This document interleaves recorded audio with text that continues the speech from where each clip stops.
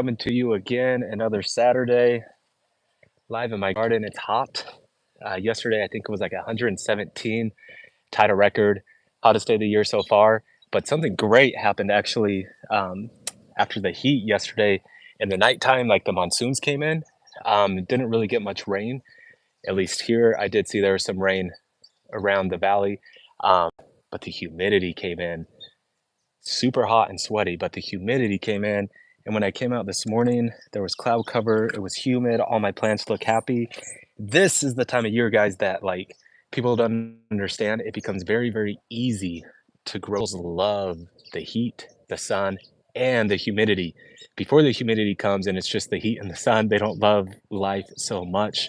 But as soon as that humidity comes in, everything in my yard explodes. The bamboo turns super green, it grows fast. In fact, there's some shoots over here that I'll show you. Um, Everything just grows like a weed. So super excited about that. Usually it doesn't happen until like mid-July, maybe even into August, but it happened, and we're only in June, so that's super cool. But what I'm doing today, one thing is I'm planting these mango seeds. So, like I did last year, I don't know if any of you watched. Um, I published a lot of videos, but last year I ordered and ate a ton of mangoes from Florida. Awesome, good tasting varieties. Planted all the seeds, and now this year I planted a bunch of seedlings, and I'll show you that actually later. But what I do here is, oh crap, this. I have these shells, these husks of mangoes from mangoes that I'm eating this year, and now I'm planting them, and then next year I'll plant them in the ground. But I have a lot of videos on how to do it, so I'm not going to go into tons of details here. Probably going to slice my finger open. But I just kind of wanted to show you what it is I'm doing here. The actual seed is inside this husk. This one is not ready to open. Um, and then the pots, I wrap them in saran wrap and put them inside my house by a sunny window. Most of these are all going into my office where I work, but put them next to a sunny window and keep the saran wrap on there. Usually it takes about a week, and then after that, they sprout. And then at that point, I can bring them outside and do whatever with them. But here we go. So we got these husks. Get a little closer. That's what it looks like. That came out. That's like the mango seed. But inside of that, if you open it up here,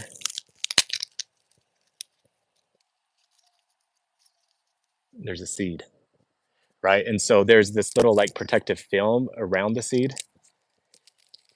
And so I take that off.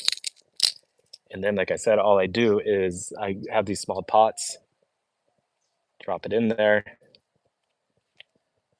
and then I get saran wrap here. And here, I'll just show you. Super simple. Oh, and by the way, guys, I lay it on its side. Some people say, oh, if you look at it, you can tell where the stem's going to come, where the root's going to come. But if you just lay it on its side, um, then wherever the root goes, it will go down. Wherever the stem comes, it's going to grow up. So I don't get too technical.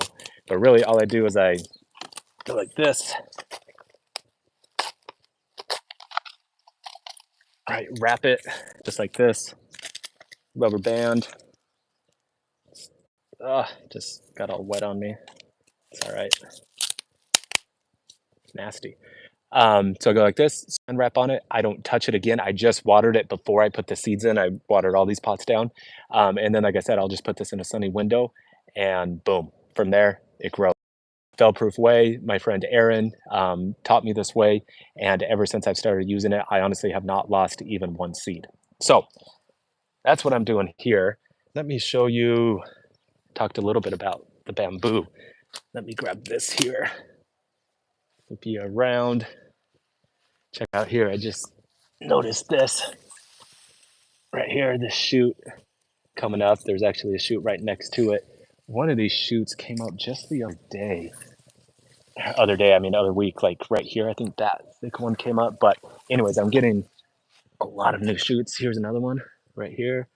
Another one. So bamboo is happy. Oh, there's another shoot right there too. Bamboo is happy and super green, growing like a weed, which is pretty cool. Um, but let me tell you, I was telling you about the mangoes I ate last year and planted just like this. Well, now I am working on them here in the ground. Ripped them through the greenhouse last year. I have a video on that. And now they're in the ground. So that's a seedling. These two are grafts I bought from Green Life. Haven't figured out where to put them yet, but seedling, seedling putting out new growth, seedling, that's a graft, but seedling, seedling, and to get back in here, another seedling and a few more. So last Saturday when it got super, super hot, I came outside and these ones right here were getting toasted, and that's because they're like the sun goes this way from west, or I'm sorry, for east, all the way down here, and then settles in the west, so it just gets hit all day long.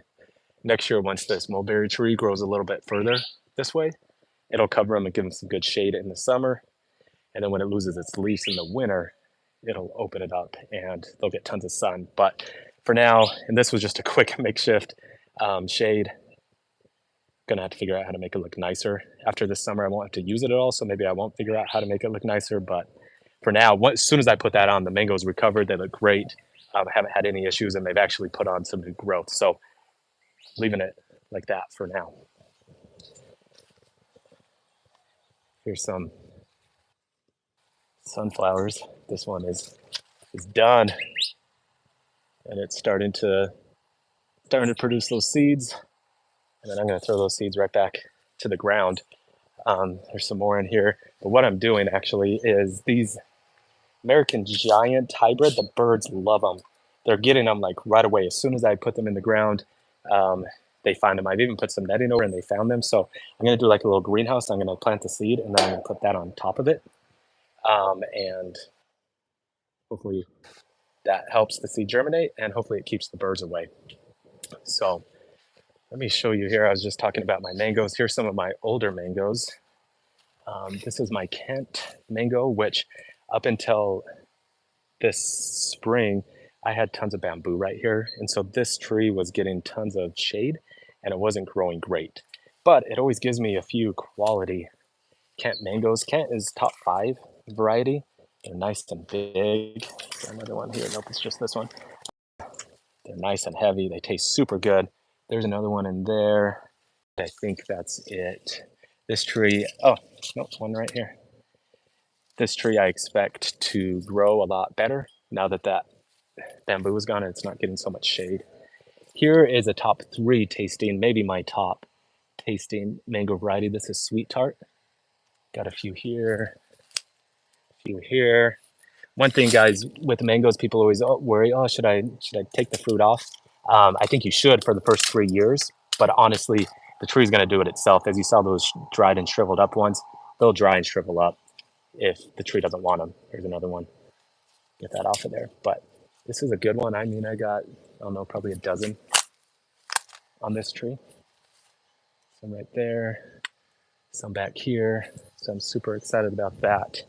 Let me bring you here a few more things, and then I just want to show you some more mangoes in the front yard. Moringa tree starting to grow like crazy. I'm super excited. Even though these are easy to grow and don't require like much work at all, it's my first year getting dates. This is the Medjool date tree. Pollinated it, it worked, and now I have these dates growing. Not a lot, but it's my first time, so I'm super excited. All right, let me bring you tropical area that I just did the video on a few weeks ago. Looking great, growing like crazy. I showed you this in the last live. This was a kuka melon. It was growing great. I never grown it. I was worried it was going to get blasted here by the afternoon sun, and sure enough, it did. It died. But that's okay because my watermelon, see baby watermelon there, my watermelon's growing like crazy, and I'm just having it grow here, and then I'll have it grow down, and it will shade. The parsley that I never planted, that I don't like, is finally dying, but that's okay because shading out and protecting my strawberries. There's a habanero plant, a bunch of habaneros on there. Um, but anyways, this is dying out, but that's okay because the watermelon growing overhead will continue to shade these strawberries so that as soon as it cools down a little bit, I'll get more strawberries. There's one right there. I'll see a few on here if I can get them before my kids get them or before the birds get them. But that's what's going on there. those mangoes back there are seedlings as well. Those are growing great. Tomatoes just kind of chilling. Bring you back this way. So I'm going to bring you through the gate over to my front yard. I want to show you top 3 mango coconut cream. Back around. Here's my Royal Poinciana growing like a weed, but here's my coconut cream. So my only complaint about the coconut cream is it sags like crazy. You can see how it's like it's fallen over. Well, it hasn't fallen over, but it's leaning um, because of all the mangoes. It naturally does that anyways, but once you get a bunch of mangoes on there, even more so. So there's that. Got mangoes in here, down here. More mangoes in there. See, they're just like chilling, hanging out on the ground in there and there. And then mangoes here, mangoes there, mangoes there. A few back there. I don't know if you can see those. More under here, more there. So mangoes are growing like crazy. This is the top 3 variety. And I think that is it. Oh, one more thing.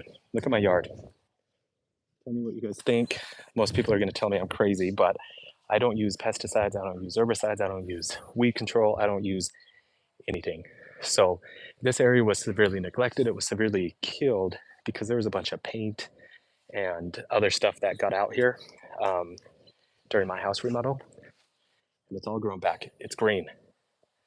Problem is, and I don't know if this is a problem, there's a bunch of weeds in here. There's a bunch of spurge in here. Earlier in the year, there were other types of weeds in here. I don't know a lot of varieties of weeds, but I've pulled a few when they've gone to flower, but I have not done anything else with them. I just am seeing what happens. I'm allowing nature to take its course. I'm allowing the soil to improve over time. And as the soil improves, I'm thinking that the weeds will naturally go away and the grass will come in.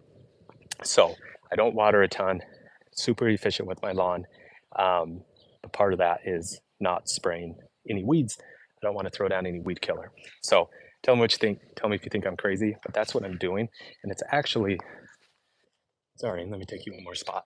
It's worked in my backyard where I just let the weeds be instead of bare because nothing's happening. You're not getting any life. You're not doing any photosynthesis, um, which is getting life into the soil. But look at my grass back here. I no longer fight the clover. I let the clover be. I think it looks beautiful. It actually puts out yellow flowers. This whole area was all weeds. I let it be. I kept feeding it, trying to put life in there, and now it has grown, and there's lots of grass, and it looks good. Some more clover. So over here, this is an area that I recently ripped some things out to clear the way. There used to be a lot more weeds here, but now the grass is slowly growing. There's like this morning glory bush. I don't know where it came from. It's growing. I'm not stopping it from growing. I'm just letting nature be. And with time, I'm seeing what will happen. But no more weed killer, pesticides, anything like that for me. So anyways, that's it, guys. I'm going to finish doing my mangoes, getting them all in pots, and then getting them inside. But that's what's going on in the garden today. Thanks, guys.